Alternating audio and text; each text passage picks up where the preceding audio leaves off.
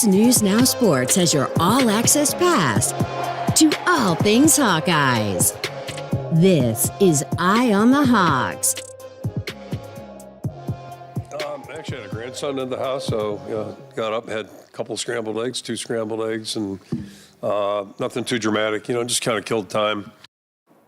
It's a nice little Saturday there. Might have gone to Home Depot. Didn't have enough time, though. Might be Bed Bath & Beyond. Welcome to this Cy-Hawk edition of Eye on the Hawks. Mitch Vick, Owen Sebring, Mike Howell here. Of course, Coach Kirk Ferentz speaking to the media after missing that Illinois State win 40-0 on Saturday. Sounds like things were still nice there in the Ferentz household, though. A couple eggs and some time with the grandson. But he is back on the sideline to make his 2024 debut as Iowa State comes to town. Iowa looking for their first win at home in the series since 2018. They didn't play in 2020, and of course, Cyclones getting the better of the Hawkeyes there in 2022. Lots to look at from Ames and their win on Saturday over North Dakota.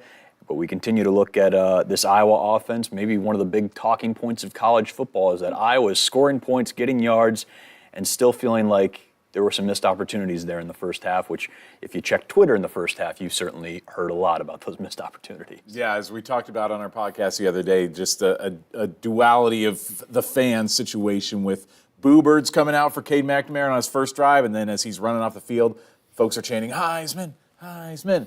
Long way to go before we get to Heisman votes coming in. But one thing I looked up the other day, so Iowa scored 5 offensive touchdowns on Saturday. It took until their third game last year for them to score 5 offensive touchdowns. Yeah, he had 3 in the opener against Utah State, 1 against Iowa State there in Ames, and that third one would have come early on against Western Michigan. Yeah.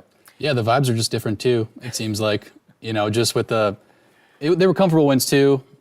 Last year, the early games, Utah State, Western Michigan, but just when you have that explosion of 5 touchdowns, it's just a different vibe game, is vibe check as we like to call it. Yeah. Youth. We're going to get to picks very late in the show. This is going to be kind of the last thing we do, but just right away, I'm kind of curious to ask Mike, because this was one of the games that you picked in the preseason predictions. You picked Iowa State to beat Iowa. Do you still feel a little bit nervous about that, or do you still like that pick? So when it comes to just the 2 teams, I feel a little bit better. Mm-hmm. I feel a lot better, actually. As an Iowa fan? As an Iowa fan. Yeah, as an Iowa fan. But this rivalry game, week 1 doesn't matter. Iowa State's lost to UNI, or I believe, and then beat Iowa. I think that's happened. Don't quote me on that. Not often, but it has happened. Yeah, Iowa struggled against UNI one year and then blew them out the next game. It doesn't really matter. Sure. I think in rivalry games sometimes, and I think we'll see that. If Iowa State jumps out to an early lead, can Iowa's offense score points? Who knows? They haven't been down yet. So they're a second half team. Yeah. Through one game, we've seen 2024 Hawkeyes definitely in the last 30 minutes. And boy, the narrative always coming into that first game of the season is they're not going to show that much. And you could probably make the argument they really didn't. Iowa State, with the 21-3 win over there, they came out guns blazing and scored, I think, early there in the first quarter. 2 plays it took them to score. Rocco Beck looked That was great. a weird game. We'll talk to him. Yeah. Again, the openers, are they ever normal, it feels like? So you're going to take a look at that. And, it's cliche a lot of times in rivalry games, but how many times have we seen it with Iowa and Iowa State? It doesn't matter where they are, where you think the program's going to be. Something wacky will happen, and these guys, more often than not, are going to come down to the last possession of the fourth quarter.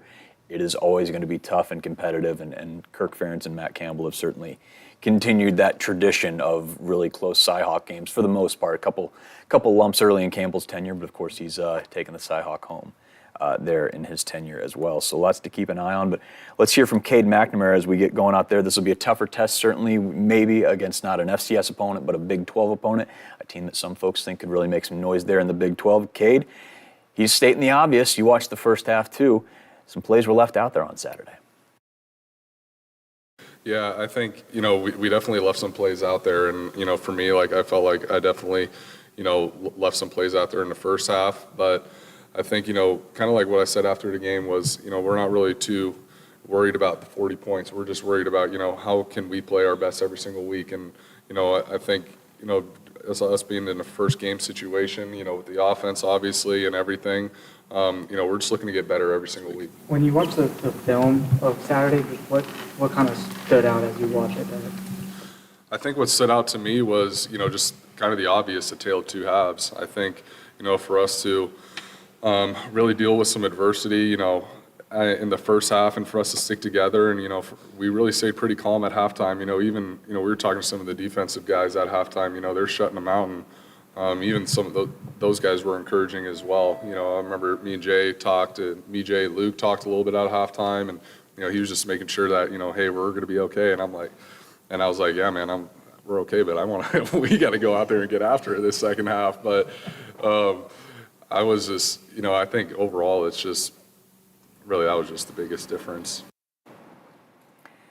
Yeah, tale of two halves, and I'm sure, people reacted to missed drives and punts of just like, oh, here we go again. But you watch it back, and they weren't that far off. And again, they were at halftime, 147 yards, which you're on pace for close to 300, so you're a little better pace than you were last year against Utah State in the opener. And again, you start fast in 2023, and then kind of hold off, which is a bit of an Iowa tenet. If you get that lead, you hang on to it. That's kind of a Ferenzian approach and philosophy sometimes, certainly. Then you topsy-turvy it last Saturday, and you end really, really strong. But, we talked about this a little bit on Monday, too. If you didn't know and you weren't looking at the sidelines, did you notice that Kirk was gone for this opener? I know that was a thing you were fascinated with. Yeah, I mean, it was just something that I don't look over to the coach very often during a game. Sure. I mean, with high school, I look at the coach way more than I do at a college game. It just doesn't stand out when we're kind of pushed down in the sideline. We're like in the end zone, so we just don't get a chance to glimpse the coach all that often. And so Jake Brent, who was our colleague over at WOI, I asked him the same thing after the game on Saturday, and he was like, yeah, I never would have noticed if I didn't know that Kirk was going to be here. So people have those things that they look for, and others don't. And so it was something that I felt like, this team has its structure, and that's what happens when you have a coach who's been around for 26 years. You just get what you expect out of them. You know what's going to be happening during the week and on Saturdays, and so whether or not the head coach is going to be there, the routine stays the same for the most part, and that's going to be the same whenever Kirk decides that he's going to hang it up. I think those game days on Saturdays are still going to look the same. We had Matt Vandenberg in for our Cyhawk special that will air later this week on Fox 28, and then before the game on Saturday. And you asked him that question too, and he kind of said the fourth down call is kind of the only head coaching decision that came up during that game because it was kind of out of hand. And I'm not so sure. I know the new Kirk thing happened, late 2010s. We're almost a decade removed from new Kirk. That was like a 2019 thing, yeah. Recent Kirk would have went for that 4th and 4, but I think the analytics do say go, so maybe he does. Who knows? The only other thing, and it leads into our next topic, is they deferred the coin toss, which is new. You can tell I'm too in the weeds because we were out there, around the 30-yard line, 40-yard line, wherever we are, to line up and record the swarm and everything and get videos of the captains. And when Iowa got the toss and deferred, what? The ground shook. It's receiving every time, and so that. So that begs the question: are they a deferred team? Because that's standard across football, almost, unless you want to make a point. But Kirk always receives, and he has since I think mid-2000s. Is that a Kirk thing, or did Seth just say, "Hey guys"? Seth goes rogue. It goes rogue. It worked because This is where I'm going to make my mark. The Seth Wallace game trademark. Well, McNamara talked about that too, and just if that changes things, and certainly it helped spark the offense, being able to get the ball to start the second half. But here's Cade McNamara on the very important decision to defer a coin toss. Yeah, it was huge. I mean, usually we're used to receiving the ball, going in to start the game. So for us to, get the ball going into the second half, that was new for us. And for us to, be able to go down the field, throw together a really good drive, I really think it sparked the second half. I'm glad at least that they knew. I mean, they had at least enough situational awareness that they knew what they were doing. I remember when I was in high school one time, the other team that we were playing decided to defer, and one of our captains said, "All right, we're going to kick." And he didn't quite understand that meant that okay, you're going to have to kick off both halves now. And so these guys know what they're doing. They've been through their That's why the culture and awareness is so important. But it was a bit serendipitous then that you end the first half on a strong drive to get a little momentum, and then you get it right back in the second half, and you can start building on things and go after it. Do things click a little quicker if you receive to start the game? I don't know. It's over and done with, but again, things worked out pretty well. It almost thinks like the past few years, why not put your defense on there first? Yeah. You're going to go 3 and out anyway. Foot. Yeah, absolutely.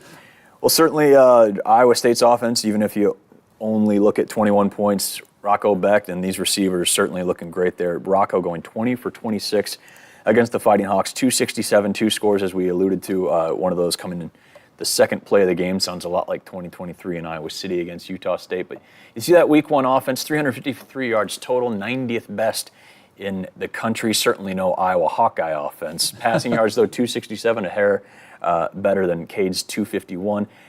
Only 86 yards on the ground. Abu Sama, 5 carries for 36 yards, leading the way along a 16, but 22 carries as a team for that 86, so just under 4 yards a carry, and Becht with the lone rushing touchdown there. Yeah, and that's a really curious stat to me, because I know that they were really talking this year about how they had so many offensive linemen back, and they're planning on controlling the line of scrimmage again, and how the rushing game's going to be big with Abu Sama running back there, and that was a little bit of a disappointment, I think, for Cyclone fans on Saturday. And it sounds like maybe they've got a couple of linemen who are banged up, and some Abu Sama did leave the game too in the third quarter, and he didn't come back. But I think it was minor. There was question on the broadcast whether it was just because the game was in hand.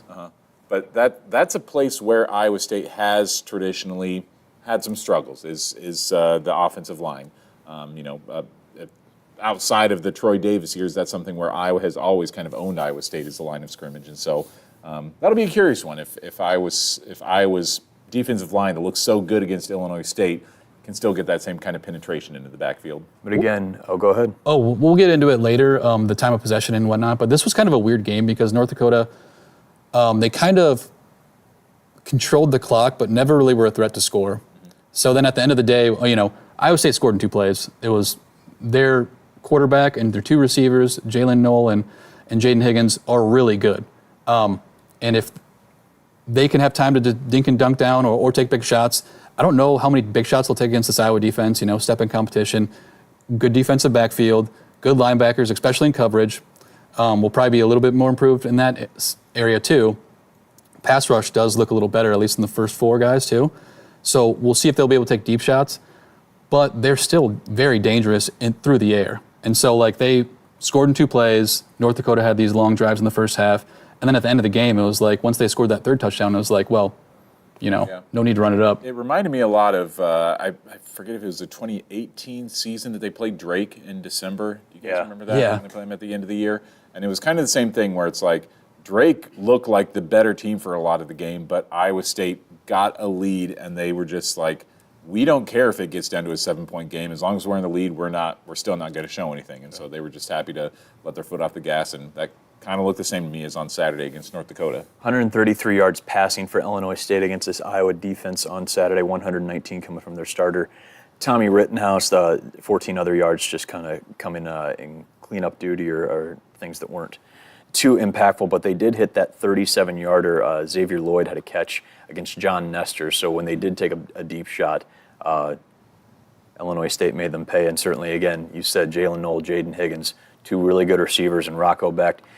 Fast forward or rewind, I suppose, to last year. It was start number 2 of his career against the Hawkeyes. Rocco has more experience. He's got those weapons that are proven, and the Iowa defense knows this is not the same kid they went up against in Ames just a year ago. He's just developed a little bit more, and I think, the experience has helped him a lot, just kind of seeing certain defenses and different looks, I think has helped him. And we know that what he's capable of. We know he's one heck of a football player. We have the utmost respect for him. So, yeah, we know that he presents a lot of challenges. I think he's a very confident guy, very, very poised, and just does a good job running their offense. So they've got a really talented group of receivers. He's done a really nice job leading their football team, and I'm guessing his best football is still ahead of him. We're just trying to make it as challenging as possible. Just make it as hard as possible, and try to make them beat us. If he can, out-throw us the whole game, hats off. Jay had some really interesting insight. We talked on Monday. I asked Cade in the post game about the helmet comms and the iPads and that technology in game that's now being introduced in 2024. And Cade talked about just how it helped you recognize, maybe a failure that you could flush and get out of there quick. Jay had the interesting perspective from the defensive side. Usually on Sunday you're going back and watching film and saying, oh boy, they had an opportunity there to hit something. Thankfully they didn't. Now you're recognizing that as a defense, hey, we need to clean that up. But at the same time, the offense is seeing the exact same thing. And so you imagine against a kid like Beck who's got some more experience now. He got those weapons on the outside at receiver. Usama, if he's healthy, he can cut things up for sure.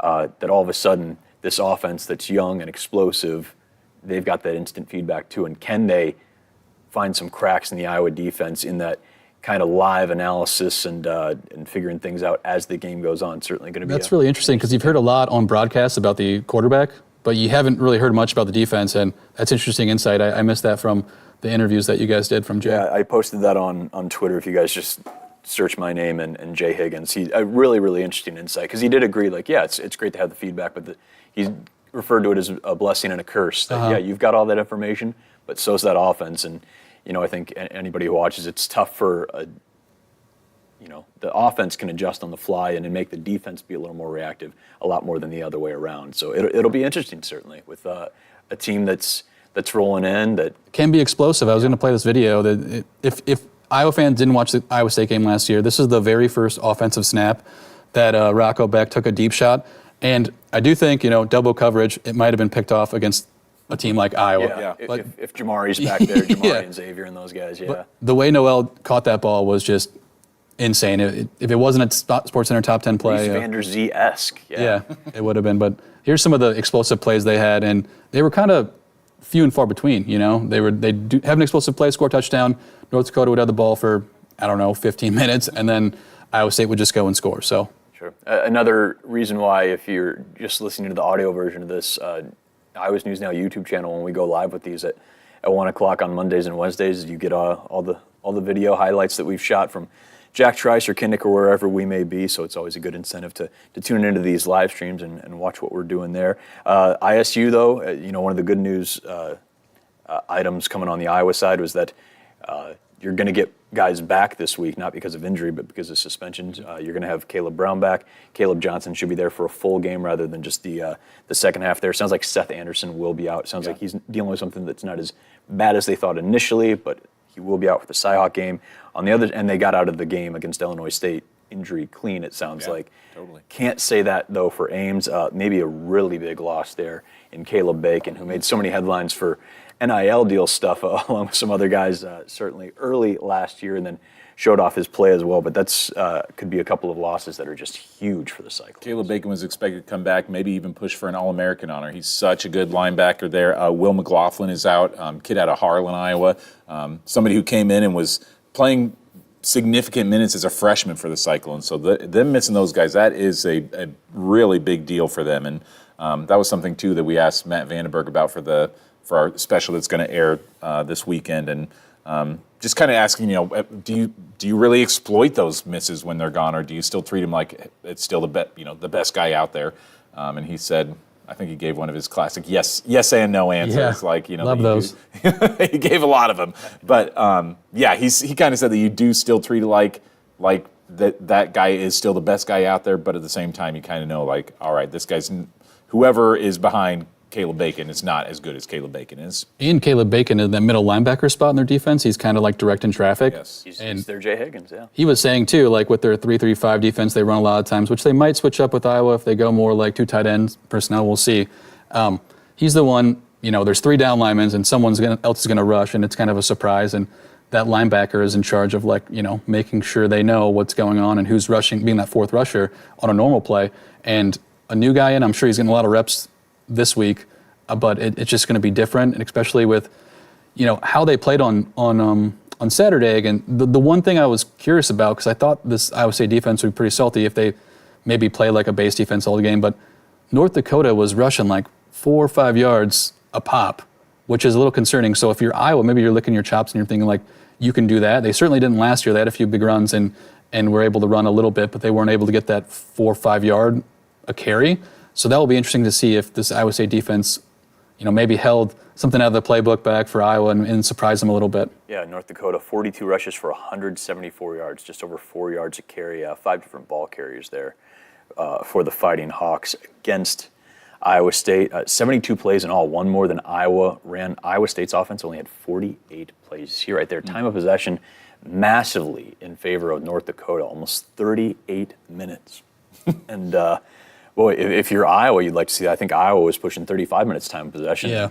everyone was giddy about that. Boy, if you can get into the 37, 38, you're dancing there. This graphic too, if you're watching the YouTube stream right now, it's why the game was deceptive. Iowa State scored in like 30 seconds. Yeah. Right. Is up all, from. It was a little Iowa-Utah State last year. Yeah. It was a quick start, and then okay, let's just handle our business the rest of the way. And in a lot of ways, North Dakota dictated a lot of stuff in that game. Yeah, Whether and that's by design or just like, okay, we've got this thing handled as best we can, and we're not going to show too much. And you wonder, how much things do change for both teams going into this Saturday. 100%. And I don't know how much this long drive of 23 plays, 12 minutes, 12 and a half minutes, 88 yards, because every play or every set of downs, it was 3rd and 5 or shorter. And then, North Dakota would get it. And sometimes it was like they looked like they're about to get tackled 3 yards, but then they popped out and got a yard. So was it fluky? Maybe. Was it Iowa State still the defense trying to, get back into game speed and stuff? It could be that too. So they might be better from week 1 to week 2.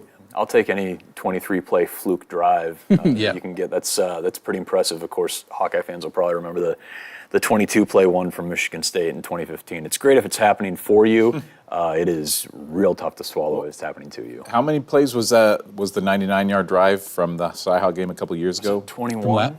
From 2 years ago? Yeah. Or for lap? 21. Yeah. I think it was 21 plays. Yeah, that one, it reminisced, but this one, again, North Dakota against Iowa State, it ended in a field goal too. So, that was huge on the defense. North Dakota would have these drives, and they were able to stop them once they got closer to the red zone. So that's another thing, should I be concerned about this defense if I'm a Cyclone fan? Yeah. Well, they're still stopping them. They're doing that bend but don't break. So that's a positive, and they were, to me, it didn't seem like they were a threat to score. That's just one of the other things that's going to be such a big test for what this Iowa team is capable of this year, because that was such a problematic area for them last season, is getting toward or in the red zone and just not being able to capitalize and get the ball in the end zone. So if they can do it against an Iowa State team, that's gangbusters for the Hawkeyes. We've seen shootouts in this game. We've seen, 13-10 last year as well. Do you guys have a feeling of which way this could go, since you've got an Iowa offense who's flying high, top 40 in scoring now, or in total offense, number 50 in scoring offense after that first week? Do you feel like this is another 44-41 triple overtime game, and do you think this is a little more closer to 13-10, or what was that all field goals game? Was that 15-12? 15-12, yeah. There was a 9-6 game in there. 9-6, yeah. was, Jake yeah. Knott got that game-winning pick Right. for the Cyclones. I was there. I was on the sideline. That was the first game I Or ever do we covered. find a middle ground in this, and this is just your classic 24-17 type game? That's so confusing because the Vegas, I think the over-under is at 38. So that would suggest they think I it's was gonna be throwing low. Vegas for a loop in the last week. They had no idea. That under hit. It did, early really. enough. Yeah. There's some disappointment in that sentence from Mike. Boy, are we going to throw back to 1919? Are the Hawkeyes going to shut out the Cyclones for the first time in 105 years? I just have such a hard time seeing the Cyclone offense score 2 touchdowns against Iowa. That just does not seem like something that the Hawkeyes are capable of giving up against the Cyclone team that is good, but is still kind of proving itself a little bit, I guess, especially going up against that secondary. If Nolan Higgins can prove that they are NFL caliber wide receivers already, then they're going to have to do it against a elite Iowa secondary. But I just have such a hard time seeing this game turn into a shootout. That seems like the last thing that would happen to me. 44-41 seems like the least likely option among all those scenarios. We didn't think we'd see that in 2017. What was that Yeah. start number 2 for Stanley, Nate Stanley, in 2017? And yeah, it's In Ames. in Ames too. That was the Emir Smith-Marset. We've heard his name quite a few times in the last week or so, because Reese Vanderzee now scoring 2 touchdowns as a true freshman. IMS to RVZ. There you go. I'm a little more bullish on the Iowa State offense. Yeah. I think the score is going to, the 21-3 score might have impacted that line a little more. I think they are going to be able to score. I think this is can Iowa offense score enough points? Not like a shootout, but like a mid, maybe they both get in the 20s, which would be Can you raise the bar higher yes, than normal? exactly. For sure. I could absolutely see that. Again, those weapons on the outside, and we saw, you know what you have in Jamari Harris, and first time he got thrown at on Saturday, he got his interception, 6th career one. In his first career start, he's been around forever, but had never run out of the tunnel at Kinnick for an opener as a starter. And again, that star shown real quick on Saturday. But On that other side, you've got TJ Hall, who we spoke to yesterday about, folks might remember him having to get thrown in for Cooper against Nebraska in 2022, and he got picked on. And he was a true freshman at the time, and Nebraska took advantage of it. Saw John Nestor, again, the one explosive play that Iowa gave up on Saturday was that deep ball to Xavier Lloyd in man-to-man coverage. And does Iowa State see that and say, okay, if we can pick on the side away from Jamari and give our guys an opportunity against the less experienced corner there, do we have an opportunity to get some explosive plays? And I didn't realize when you were doing your interview with TJ Hall that he's kind of like, it's not exactly part of the Hayden Fry coaching tree, but almost like, not a Hawkeye legacy quite, but kind of a stepson of the Hawkeye program or something. So his dad played for Don Patterson when he was a head coach at Western Illinois. And so that's kind of how he got connected to Iowa. We were wondering how a kid from Fresno, California made his way to Iowa City, Iowa. It's always fun to hear those. And yeah, he brought up, my dad played for Don Patterson. I had no idea. I don't know if you knew that, but I had no idea. I was as curious as anybody to hear about that. But he talked about he had Big Ten offers from Iowa and Michigan and a few other Power 5 offers more out west, as you'd imagine, being a NorCal kid. Not going to lie, when he said that his Big Ten offers were Iowa, and that there was another one, I thought it was going to be like one of the Northwestern or Purdue, and then he said Michigan. I'm like, oh. Okay. So why didn't you get more offers? I wonder. But I mean, he is a Big Ten cornerback, Yeah, he uses that 22 game still as some pretty solid motivation. Again, Cooper went out early in that game, and not to rip that Band-Aid off again and wax poetic about what could have been, but you didn't have Laporta in that game too, and so there were so many injuries on the Iowa side. Petrus got hurt in that one, and Padilla went in. But yeah, I still remember one of the first plays where Hall was out there, and Casey Thompson for Nebraska just went and launched one, and it was a big one, and there was another one not too long after that. And to know that he still thinks about that, and I'm sure, that's the only time we've really saw TJ out there in live action in this back half of the season last year. But if you've thought about that, TJ Hall's thought about it more, and that's still something that's motivated him. And that's why it was so great to see him, get a fumble recovery there early against Illinois State there on Saturday. Really great to see him just back and healthy and trying to rewrite a new chapter there after that experience in 2022. Let's talk about, in this first week of September, what this means for the playoff. Because in a 14 playoff set, you lose a game at any point, and you are teetering, if not all the way off the playoff table. With 12 teams in and 4 automatics for these Power 4 conference championships, you can afford a little bit of slip. Not a ton, but you can lose a non-con and still go figure out a way to win a conference title and get in there as one of those seeds. How big is the Cy-Hawk game this year, and in years going forward, if we want to go unpack that, for the playoff? I think it's more important for Iowa in terms of how much does this hurt your possibility of making the playoff, just because their schedule, I think, is going to be just a lot more challenging once they get into conference play versus Iowa State's. The Big 12 is not quite the caliber of the teams that they have in the Big 10 right now. And so if Iowa State were to lose this game, all right, they still have a lot of chances to work their way back into it and don't have quite as imposing of a schedule in front of them. Iowa, if you lose this game, there's still a lot of really troublesome teams in front of you. I would almost say the converse, because Iowa State has 3 ranked teams as the Crow. I'm using that wrong. 3 of their last right 4. Now. 3 of their last. You're using that properly. No. 3 of their last 4 games are against currently ranked opponents. At Kansas, home against Cincinnati. At Utah, at home against Kansas. That Kansas game's in Arrowhead. Arrowhead, yeah. The Kansas one is. That's a tough November. That is a tough. Yeah. Against, you could argue, the top 3 teams preseason picked to win the Big 12. If you want a shot at the title, here are your challengers, and they're borderline champions already. That's a real tough run. The one issue, though, Iowa State will face, though, in the Big 12 is there's already this national perspective that the Big 12 is only going to get 1 team in, possibly 2 if they're both 12-1, or one's undefeated and one's 12-1. Mm-hmm.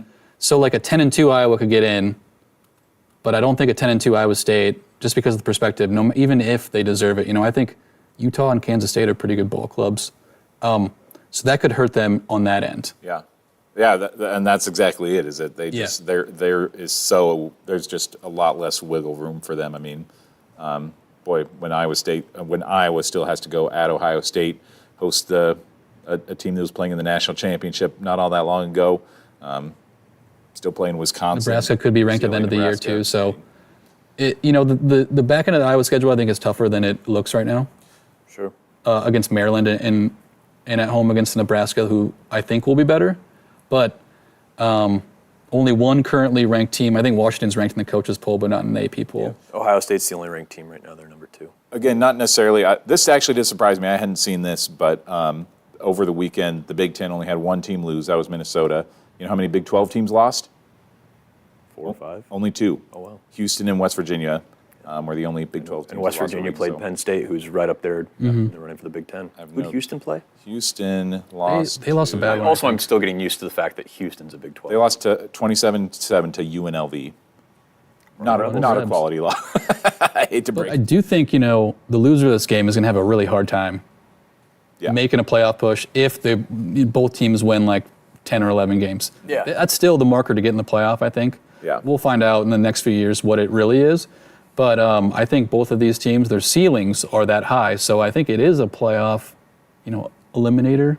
Somewhat, yeah. I mean, I You think want to say that? And as much not as a true eliminator, but you could perceive it as that. I wonder if it. Oh, go ahead. I was just going to say that as much as we've been talking about that on this very Hawkeye-centric show, that's a possibility for Iowa this year. I mean, Iowa State is not out of that same running. I mean, they're not in the preseason top 25, maybe unjustifiably, but gosh, if that offense does find its footing and they can stay a little bit more healthy on defense, man, that is going to be a really freaking good team this year. You do wonder if there's a scenario where Iowa goes 10-2 with losses to Iowa State, and an Iowa State team that plays in a Big 12 title game or something like that and goes 11-1, 10-2 themselves, and the other loss coming at Columbus against a team that is probably going to be in the top 5 for the vast majority of the year.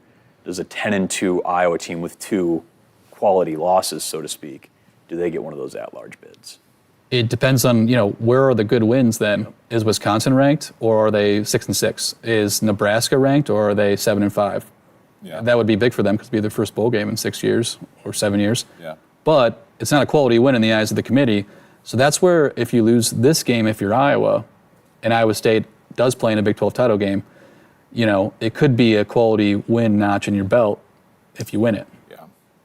Yeah, I think that Iowa would absolutely get the benefit of the doubt in that scenario, even though the Big 12 has ranked teams. I mean, they're all between 11 and 20. Big 10's ranked teams are, 2, 7, 8, 10, 13, 21. Like, Big 10 just holds a little bit more sway. They're not SEC level holding sway, but they've got a little bit more sway and getting CFP spots, I think. This is why you just go ahead and win the game and don't worry about this stuff. Just Yeah. don't worry about that, because if anybody can tell you in 2002, we're getting ready for the Cyhawk stuff and watching all these old games. 2002 is the difference between a great season for Iowa, a Big Ten title-winning one, and a comeback win by the Cyclones early in that season.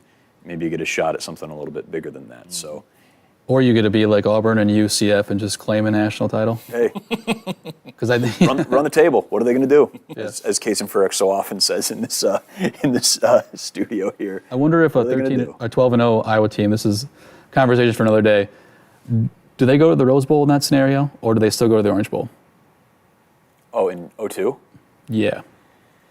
I think it's still the same, because I think if Iowa would have went to the Rose Bowl, they would have beat that Washington State team. Still remember all those iconic pictures of the guys in the Metrodome with roses in their teeth, and everyone assumed it was a foregone conclusion. They were going to Pasadena, but The BCS. not how it. Yeah, you guys remember the BCS? That was fun. Before we get into our picks here, we should probably kind of do a lay of the land, look at the Cyhawk special we've got coming up. Again, Vandenberg was just in here today taping some stuff. I've been putting stuff together. There's a lot of fun stuff that's going into this special and everything else that we've got coming into Friday, going into Saturday. There's just, this is the time of year or the type of game where, you get super deep in the archives, you have some special conversations, and And I know you had to sit down with a couple guys yesterday, too, to get their perspectives as outsiders, so to speak, guys that came in from out of state on their perspective of just rivalries and the Cy-Hawk in general. Yeah, I sat down with Jay Higgins and Luke Lachey just to talk about the excitement, the anticipation about this game, and what it was like for them to come into this rivalry as kids who were, they're from Big Ten country, they're from the Midwest, so they understood or kind of knew what this rivalry was. But then once they came here, how much that reached a new plateau, a new level. And you were the one who brought up the question that I asked to Luke about, growing up in the Ohio State-Michigan rivalry. How does that?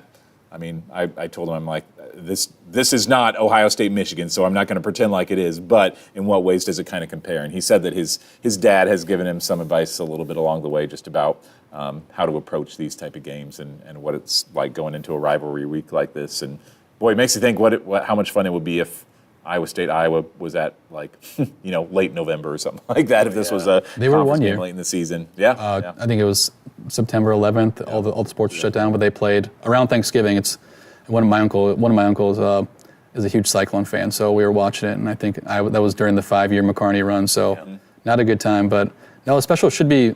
I'm excited for it because Matt was in. You're talking about your interview. Yeah. I talked with Bob Utes, one of the co-creators of the original Cy-Hawk Trophy, so we'll have a little feature in that if time allows. Yeah. If it doesn't, we'll air sometime.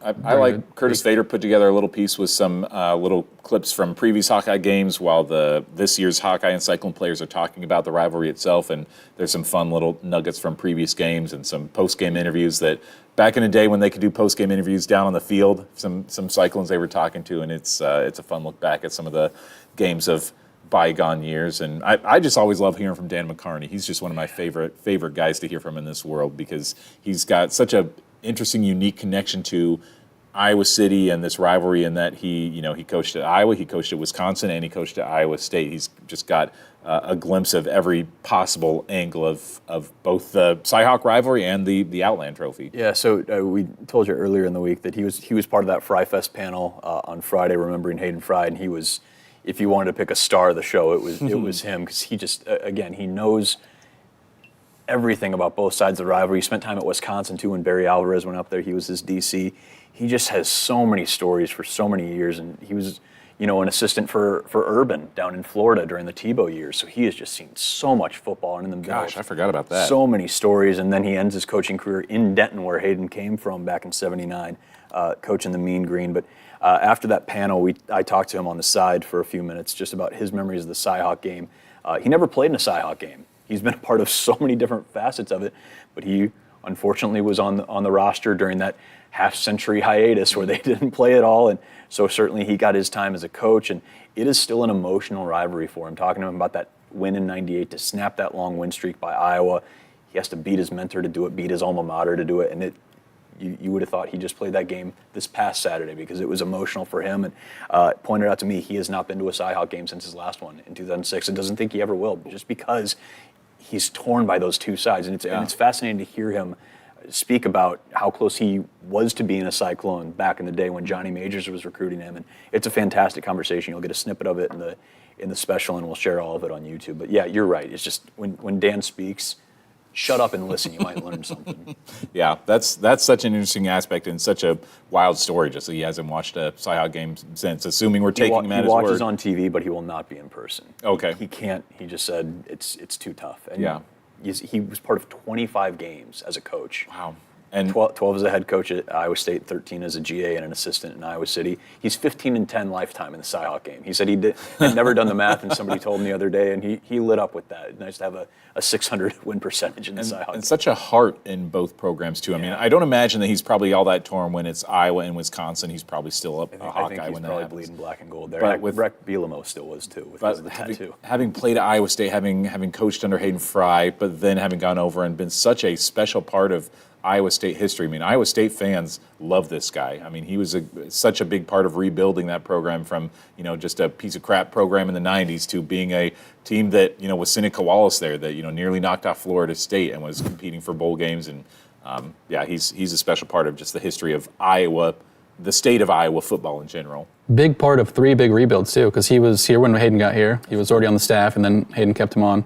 He actually told the panel you can watch on YouTube. He talked about how his first interview with Hayden, he's like, "Oh, I'm not going to get this job. I better start packing."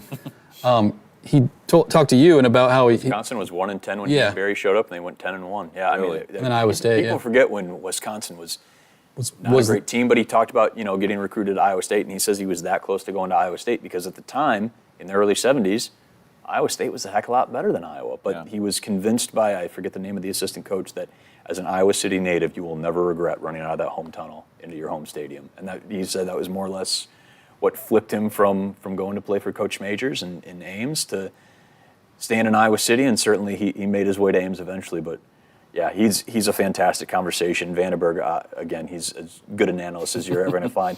2015 Cy-Hawk game was kind of his coming out party. He came in as a gray shirt a couple years before, and people talk about that 15 win in Ames being kind of the C.J. Beathard game because that was the game where C.J.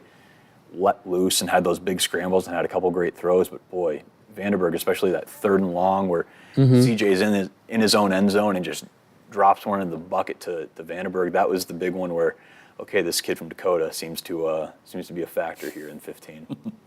Yeah.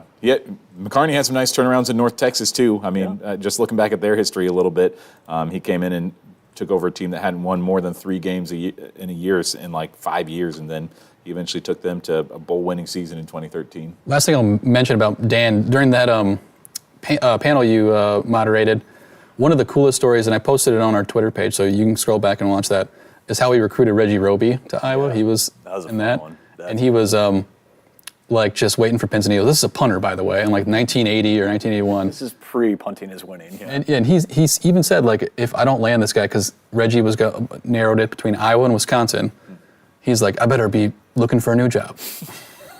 And that's for a punter. And, he was one of the best punters, in Iowa history. Sure. If not for Torrey Taylor, it's one of those two. He was the best, until Torrey Taylor came around. Yeah, so many good stories, and sorry to make this a Dan McCarney podcast real quick, but he gives you so much information and so many great stories. Really great one about him getting hired in Ames, too, when he was up in Madison. We'll save that one for the full interview, but he's fantastic. I'm still a little salty over when College Game Day came to Ames for the Cy-Hawk game back in 2021 they were there. And they went twice. That's what I was thinking. That they were there in like 18 or 19. They were there as well. But it was for the game that got delayed, and then they came back for 21, when it was a ranked. First battle. top 10 battle in the Cy-Hawk. I always felt like that should have been. McCarney would have been the best guest picker for that game, and they brought in freaking Ashton Kutcher. Like this guy knows anything about football. In the combine, yeah.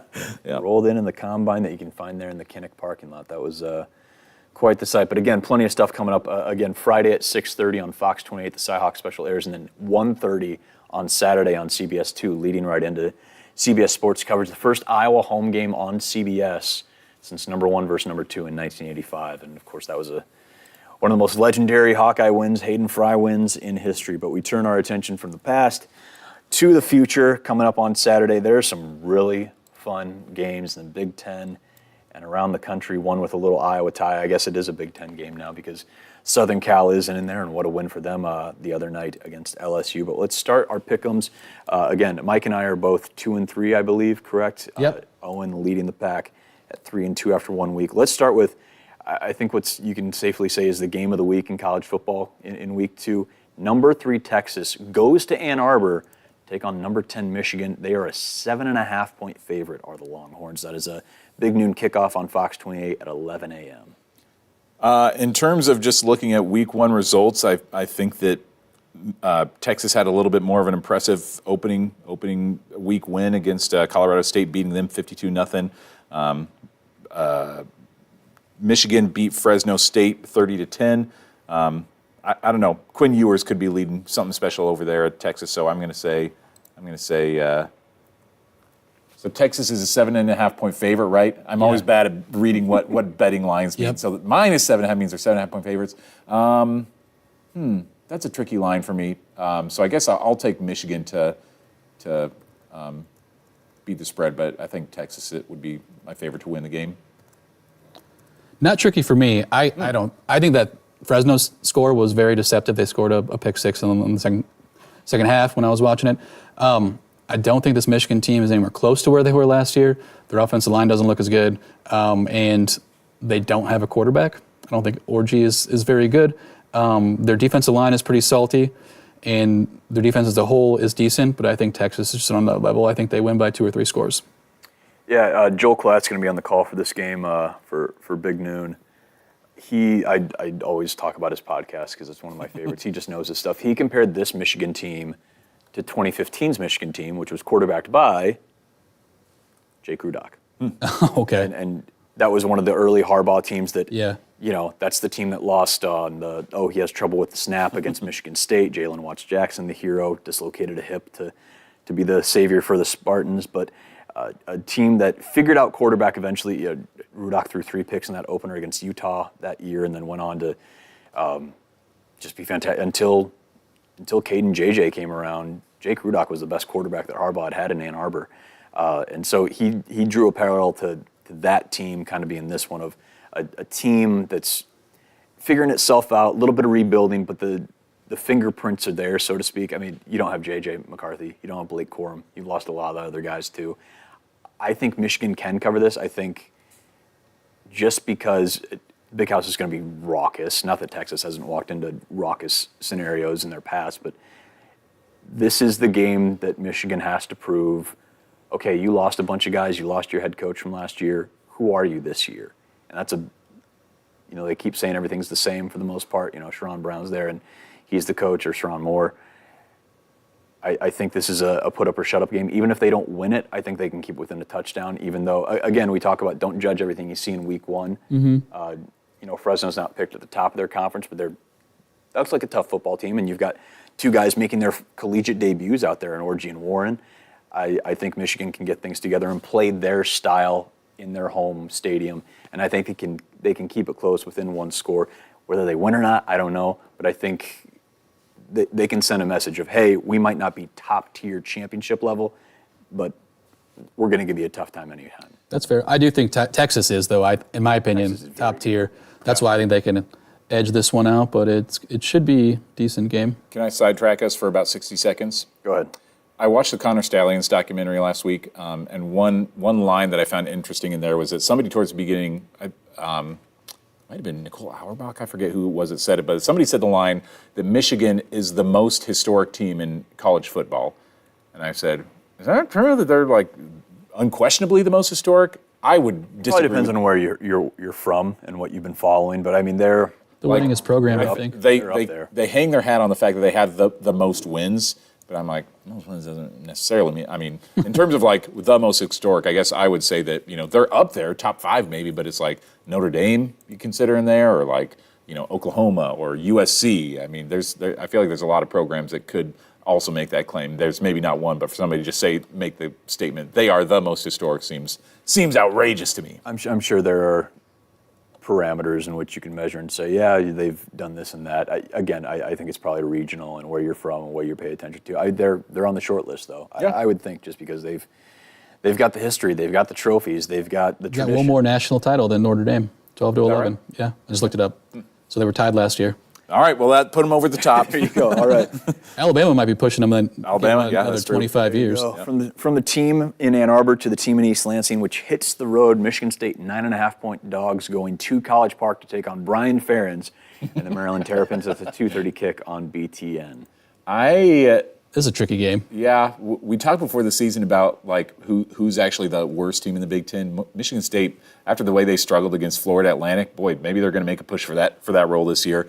Owls on the prowl. I think I like Maryland in this game. Billy Edwards, the next version of the Red Rifle, threw for over 300 yards and 2 touchdowns over the weekend when they beat UConn. So I think Maryland could cover in this game. I'm going to agree with you. I didn't get to watch that. I didn't go back and watch that Michigan State game. It was on Friday night when we were out shooting high school football. Oh, yeah. But I think this Michigan State team will be better by the time they play Iowa. But I just think a road game to the East Coast, I mean, it's closer to Michigan State, I guess. I still think it's going to be tough for a first-time head coach, and that program was a lot of transfers to go out and perform well on the road. I do think they lose by 10 or 13 points. Yeah, I think Maryland and Michael Oxley and that team they've got, to me, that's Iowa's second toughest game left on the schedule. So Ohio State and then at Maryland. I mean, that's all right. Terps are tough. Terps are tough. He's Brian Ferentz push, yeah. Yeah, that's what it is. But I'll take Maryland to cover. But again, I agree with Mike. I think Michigan State in the Jonathan Smith era, come October, November, there'll be a much different team than you see in September, and they'll get their feet and find their identity, and they'll be tough when the Hawks go to East Lansing, that's for sure. Colorado at Nebraska. Maybe nothing can unite Iowa and Iowa State fans more than just dumping on these two teams. I think probably Colorado, a 7.5-point dog on the road in Lincoln, Nebraska. Looked impressive in Dylan Raiola's debut. Colorado ran into Cam Miller and company, and Cam looked great, but Colorado escapes the win. What do we think about this one? This is a 6:30 kick on NBC. This is going to be a fun one under the lights to wrap up Cy-Hawk coverage and flip over to 7 and watch this game. If we were in 1994, this would be a heck of a tough game to call. You know, Lawrence Phillips versus Rashaan Salam. This might be a heck of a game, but I don't have any. If what we saw at Colorado against North Dakota State is what they present this year, then I don't think this game will even be close. I think Nebraska's a really good team this year, and so I think that they cover. I'm going to take Colorado to cover. I wouldn't be shocked if they win. I think it's just, are you going to stop Shedeur Sanders and Travis Hunter, Nebraska? Do you have the guys to do that? It's, I think when it came down to it, North Dakota State was tough. You could argue had better philosophies and better approaches and whatnot. But when it comes down to it, it's Shedeur and Travis. Can you stop them? And more often than not, and Horn is he's an elite level wide receiver too.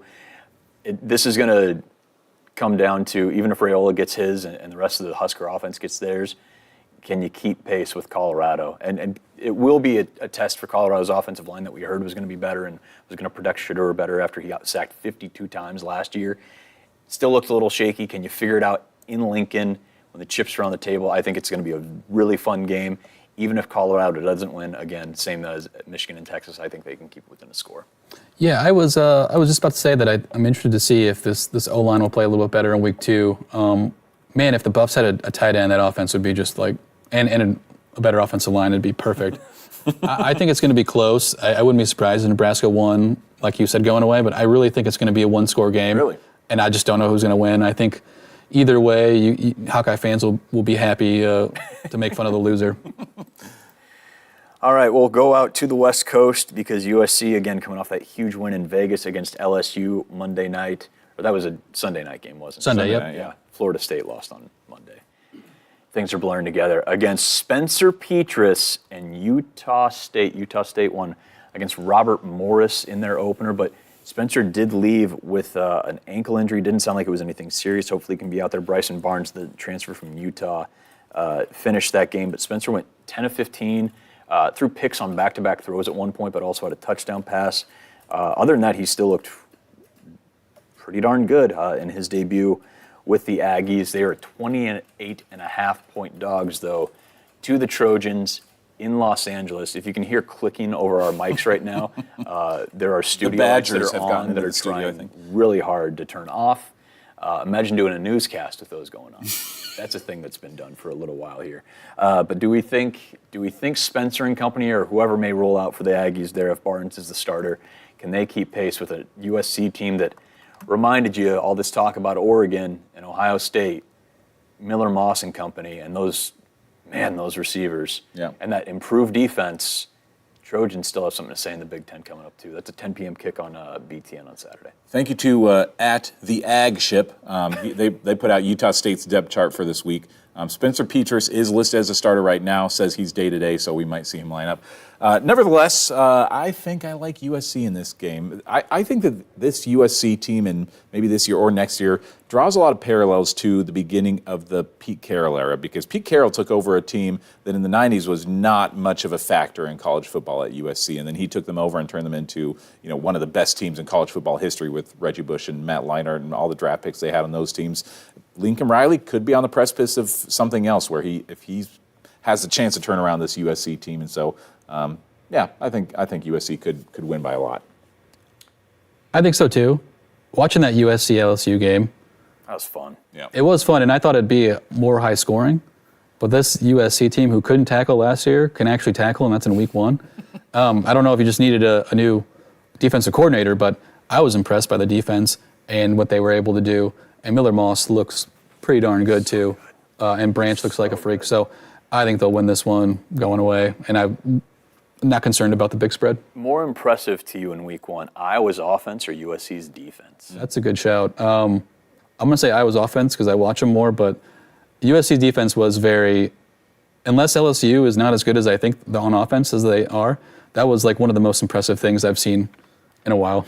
Was that USC literally the worst defensive team in college football last year? Because that's what Iowa's offense was. So Might be close. USC's defense was athletes all over, and they could make plays, but to Mike's point, the tackling just was rough. But they, and Nussmeier wasn't pushing the ball down the field a whole heck of a lot. I think he averaged less than 10 yards a completion, so he wasn't working too far and just kind of taking what the defense was giving him. But there wasn't a lot else happening after those completions. They locked down, and yeah, that was super, super impressive against a team of that caliber. Again, we'll see what LSU is. Brian Kelly hasn't had a ton of success against top-tier teams in the Bayou, but that was super impressive by USC. I'll take them to cover. I hope Spencer finds a little success. I hope he's healthy.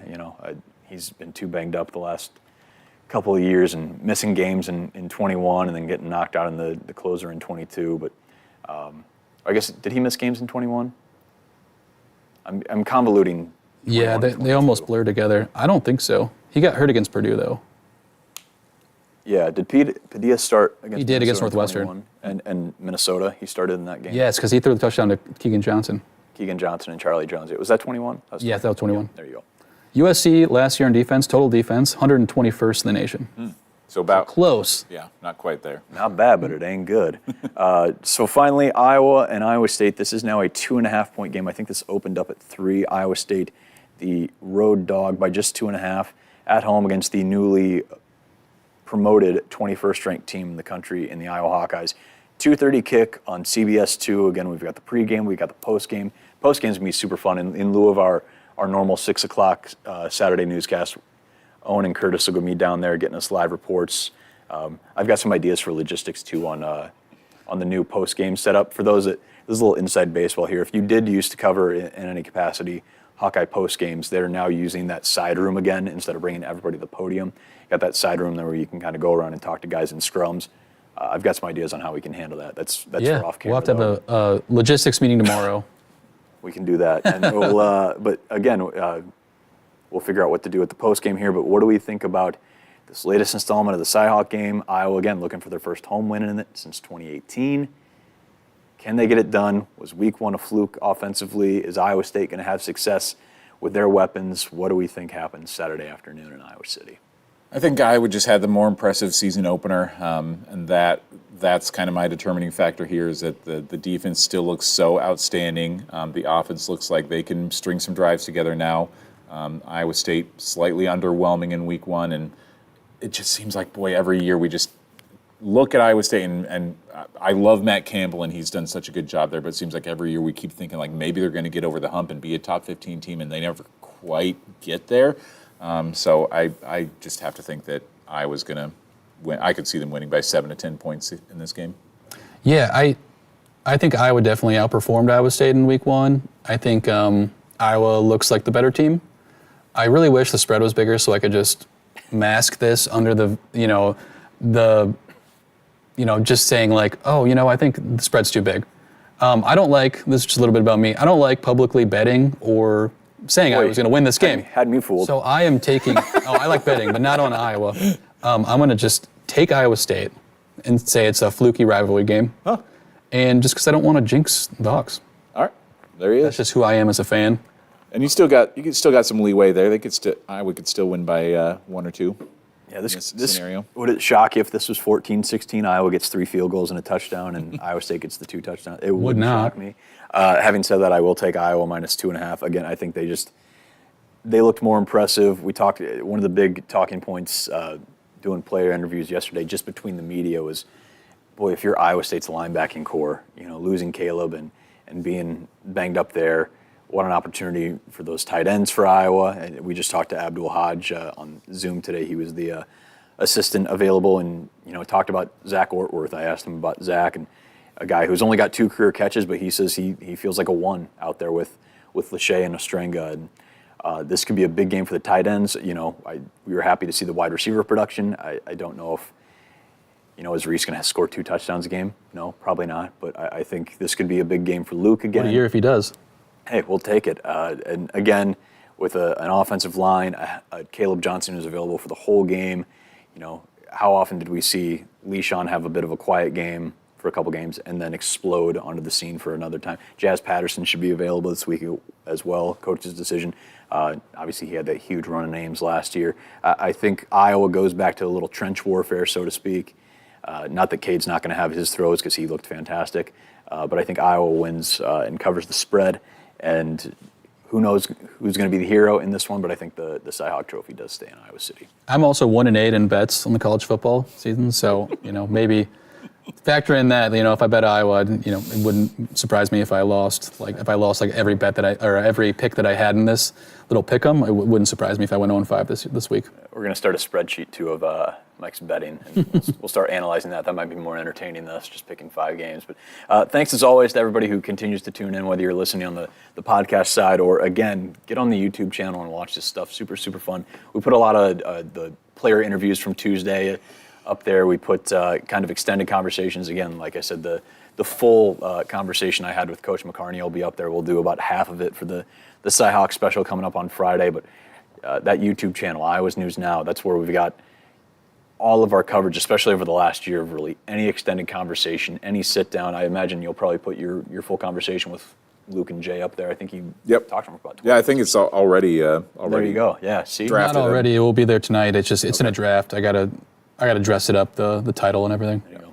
A little more inside baseball stuff there. Yeah. Just how we get all the content out there. But again, Eye on the Hawks on Twitter. Thanks to everybody who's been following there. I think we're pushing, are we over 600 followers on the Yeah, we're like 650. like that? Yeah, it's pretty awesome. So thanks to everybody. In 13 months, this thing's grown into something super, super cool. So thanks to everybody for following along. Again, watch the special Friday at 6:30 on Fox 28 or 1:30 on CBS 2 on Saturday.